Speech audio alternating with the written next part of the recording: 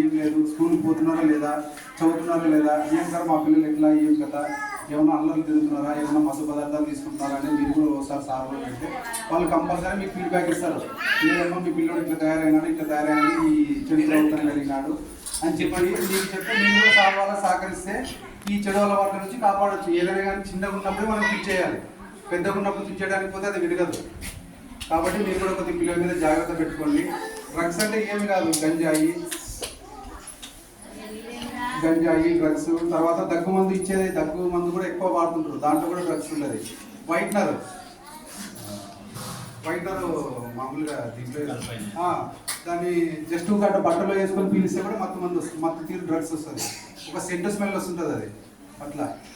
కాబట్టి మీరు పిల్లలకి జాగ్రత్త చెప్పండి.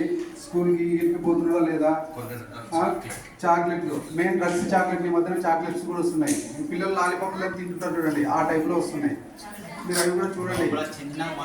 మత్తు పదార్థాలు పెట్టి చాక్లెట్లు తయారు చేసి పిల్లలు చాక్లెట్ అంటే వీళ్ళకి వాళ్ళకి ఆల్రెడీ కాంటాక్ట్ ఉంటుంది. వాడు చాక్లెట్ కావాలంటే వాడు ఏం తింటాడు అనేది వాళ్ళకి తెలిసి అప్పుడే అలవాటు అయిపోయింటుంది. కాబట్టి అట్లా మీ పిల్లడు ఏం చేస్తున్నాడు ఏం లేదు పిల్లలకి మీరు కూడా చెప్తూ ఉండాలి. మత్తు మందులు కానీ ఇట్లాంటివి కానీ అంటే చెడు అలవాట్లకు రోజు చెడు అలవాట్లు సావడం చేయాలి మెయిన్. కాబట్టి ఈ అవకాశం ఇచ్చిన హెచ్ఎం సార్ గారికి మరియు మా సార్ వాళ్ళకి నమస్తే సార్. Thank you sir. మీరు కూడా ఈరోజు లక్కీ ఉన్నందుకు